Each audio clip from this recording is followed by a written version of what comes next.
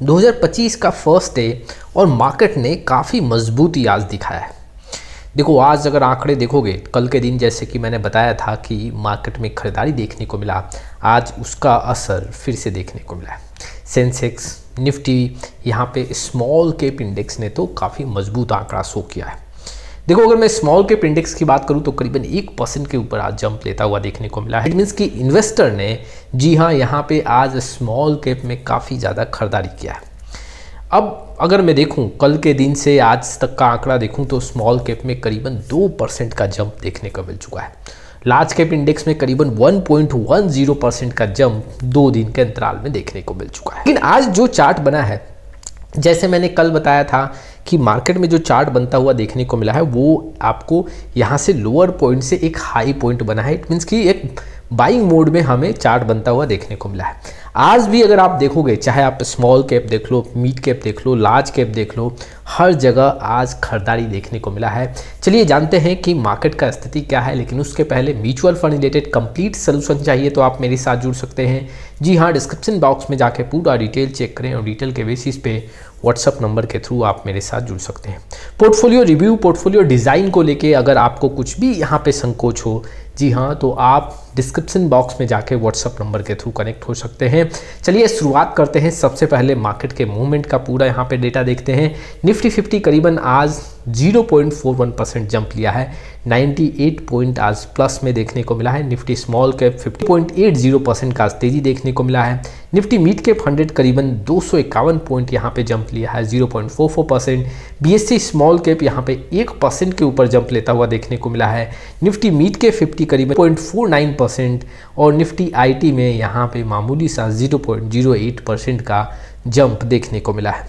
अगर देखा जाए, जैसे कि मैंने आपको बताया था, यहाँ पे आंकड़े आप देख सकते हो, जो स्मॉल कैप का यहाँ पे आंकड़ा है, अगर मैं 31 दिसंबर से जी हाँ आंकड़ा देखूँ तो अभी तक करीबन 2.15% जंप ले चुका है। और वैसे ही अगर आप सेंसेक्स की बात करोगे तो 31 दिसंबर से अब तक का जो आंकड़ा है वो करीबन 1% के ऊपर का जंप देखने को मिला है, करीबन 900 पॉइंट यहाँ पे जंप लेता हुआ देखने को मिला है। अब यहाँ पे खरीदारी बढ़ता हुआ देखने को मिल रहा है, लेकिन अभी भी मार्केट में दबाव है। ऐसा नहीं कि मार्केट में दबाव नहीं है, अभी भी आंकड़े पॉजिटिव नहीं देखने को मिल रहे हैं। चलिए जानते हैं कि आज जो ये खरीदारी देखने को मिला है इसमें सबसे ज़्यादा कैसे स्टॉक्स ने हेल्प किया है।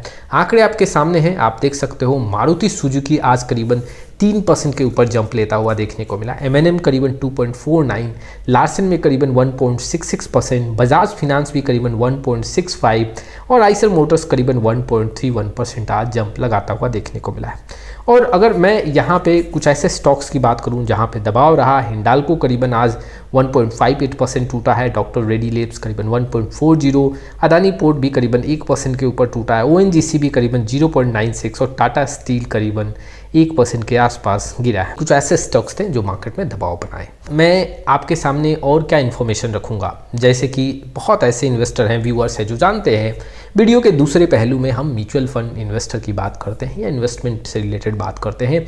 तो आज जो मैं आपके सामने पॉइंट्स रखने वाला हूँ ये म्यूचुअल फंड इन्वेस्टर के लिए काफ़ी इंपॉर्टेंट होगा। आज मैं आपके सामने 5 to 6 पॉइंट रखूंगा जो भी 2025 में अच्छा पैसा बनाना चाहते हैं, लंबे समय के लिए अच्छा रिटर्न अचीव करना चाहते हैं। जी हाँ, ये कुछ बेसिक पॉइंट है जिसका आपको ध्यान रखना है। अगर इस बेसिक्स पॉइंट्स को आपने ध्यान रखा तो एग्जैक्टली आपका म्यूचुअल फंड इन्वेस्टमेंट भी काफ़ी स्ट्रांग होगा और आपका यहाँ पे रिटर्न भी काफ़ी अच्छा बनता हुआ देखने को मिलेगा। म्यूचुअल फंड में इन्वेस्टमेंट अगर आप करने जा रहे हो तो सिर्फ आप ये सोच के मत आओ कि कोई पर्टिकुलर पर्सन आपका रिश्तेदार है या कोई जानकार है वो पैसा बना रहा है तो मैं भी पैसा बनाऊंगा। देखो, आपको एक ऑब्जेक्टिव डिफाइन करना पड़ेगा। क्या आपके गोल हैं वो आपके माइंड में कुछ ना कुछ वहाँ रन करता रहता है, तो वैसे गोल को जी हाँ प्लान करना पड़ेगा कि मुझे 5 साल बाद कुछ ये करना है, इतना पैसा बनाना है, घर खरीदना है, गाड़ी खरीदना है। ये कुछ ऑब्जेक्टिव डिसाइड करना पड़ेगा और एक पर्टिकुलर गोल लेके यहाँ पे चलना पड़ेगा। आप बस पैसा इसलिए लगा रहे हो कि चलो देखते हैं म्यूचुअल फंड में मेरा दोस्त इन्वेस्ट कर रहा है तो मैं भी करूंगा, तो ये सही नहीं है। ऑब्जेक्टिव आप लेके चलो, एग्जैक्टली तभी मजा आएगा यहाँ पे म्यूचुअल फंड इन्वेस्टमेंट। अगले पॉइंट को समझते हैं। देखो, पैसा बनाना और आपने गोल एक डिफाइन कर लिया, चलो ये तो बात ठीक है, लेकिन उस पैसे को बनाने में कितना आप रिस्क ले सकते हो, उस रिस्क का कैलकुलेशन भी आप कर लो। कोई ऐसा इन्वेस्टर होगा जो पिछले 2 साल में 80% का रिटर्न अचीव किया है, तो क्या आप भी ये सोचोगे कि आने वाले 1 साल में मैं भी 80% का रिटर्न अचीव करूँगा, चलो वो जो म्यूचुअल फंड में पैसा लगा रहे हम भी वहाँ पे इन्वेस्ट कर देते हैं। अब देखो, वो जो आपका दोस्त था या जो भी जानकार था, वो कोई सेक्टर और थीमेटिक्स फंड्स में पिछले 2 साल में 80% का रिटर्न अचीव किया है। अब क्या आने वाले 2 साल में वो फंड फिर से 80% का रिटर्न देगा जो आपने कॉपी कर लिया कि यही फंड में हम पैसा लगाएंगे? क्या आपको वहाँ पे पैसा बनता हुआ देखने को मिलेगा?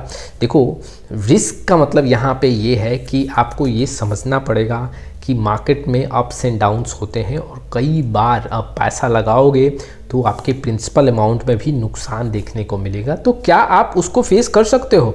अगर आप उसमें समय दे सकते हो तो वो वहाँ पे आपको पैसा बनता हुआ देखने को मिलेगा।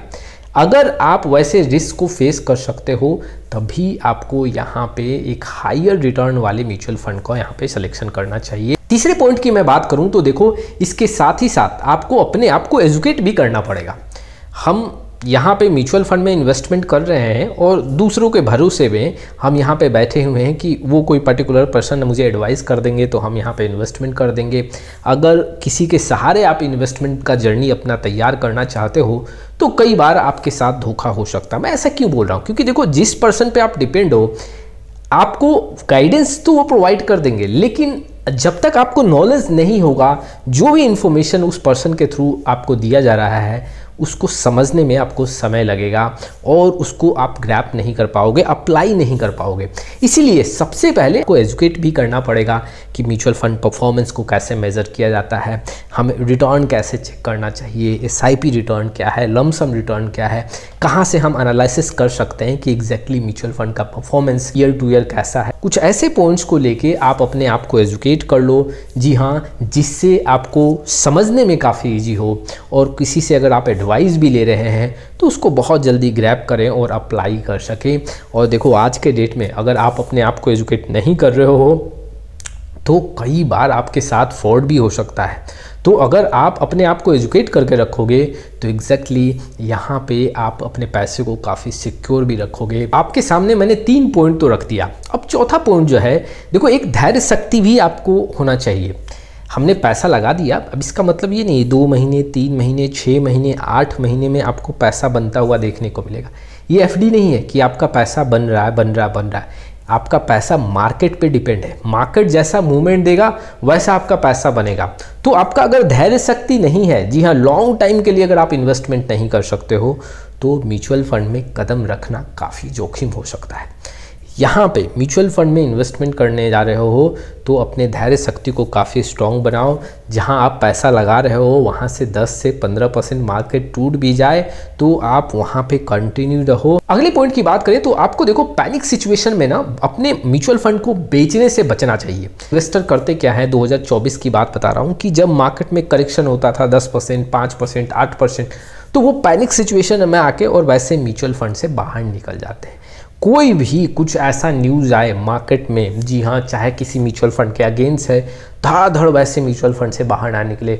जी हाँ, कुछ समय इंतज़ार करें, बहुत जल्दी यहाँ पे पैनिक सिचुएशन में आके म्यूचुअल फंड को यहाँ पे बेचना दें। क्योंकि इन्वेस्टर गलती क्या करते हैं, थोड़ा भी बहुत मार्केट गिरा, अपने म्यूचुअल फंड से बाहर निकल गए, मेरा प्रॉफिट का नुकसान हो जाएगा, निकलो यहाँ से कम मेरा यहाँ प्रॉफिट तो बचेगा। लेकिन आप जब मार्केट में दोबारा इंटर करोगे तो उससे महंगे प्राइस पे इंटर करोगे, वहाँ आपका नुकसान हो जाएगा। तो कभी भी पैनिक सिचुएशन में अपने म्यूचुअल फंड से एग्जिट नहीं करना है। लास्ट जो पॉइंट मैं रखूंगा 2025 के लिए, काफ़ी इंपॉर्टेंट पॉइंट, अपने पोर्टफोलियो को रिव्यू और रीबैलेंस जरूर करें एवरी ईयर। जी हाँ, आपको अपने पोर्टफोलियो का रिव्यू और रीबैलेंसिंग करना चाहिए, जिससे आप जो रिस्क फेस कर रहे हो और जो आपका रिस्क कैपेसिटी है, उन दोनों को हम यहाँ पे बैलेंस कर सकें। और उसके साथ ही साथ हम ये भी जान सकें कि जिस म्यूचुअल फंड के साथ हम जुड़े हुए हैं, क्या उसमें कुछ वैसा परफॉर्मेंस तो नहीं शो कर रहा जिससे हमारे पूरे पोर्टफोलियो में, जी हाँ, हमें बुरा स्थिति देखने को मिल सकता है। कोई ऐसा फंड तो नहीं है जो आने वाले समय में हमें नुकसान दे सकता है। तो ज़रूरी है कि हर साल आप अपने पोर्टफोलियो का रिव्यू और रीबैलेंसिंग करें, जिससे आपका इन्वेस्टमेंट स्ट्रॉन्ग बने। ये 5 से 6 पॉइंट अगर आपने समझ लिया और अपने म्यूचुअल फंड में अप्लाई कर दिया, अपने इन्वेस्टमेंट जर्नी में अप्लाई कर दिया, तो आपका इन्वेस्टमेंट काफ़ी स्ट्रॉन्ग हो जाएगा। आज के लिए बस इतना ही। आप में से बहुत ऐसे इन्वेस्टर हैं जिनको म्यूचुअल फंड पोर्टफोलियो रिव्यू को लेके, डिज़ाइन को लेके काफ़ी कन्फ्यूजन है। जी हाँ, हमारे साथ जुड़ सकते हैं, डिस्क्रिप्शन बॉक्स में जाके व्हाट्सअप नंबर के थ्रू कनेक्ट हो सकते हैं। आज के लिए बस इतना ही, फिर मिलेंगे एक नए वीडियो के साथ। तब तक के लिए जय हिंद, जय भारत।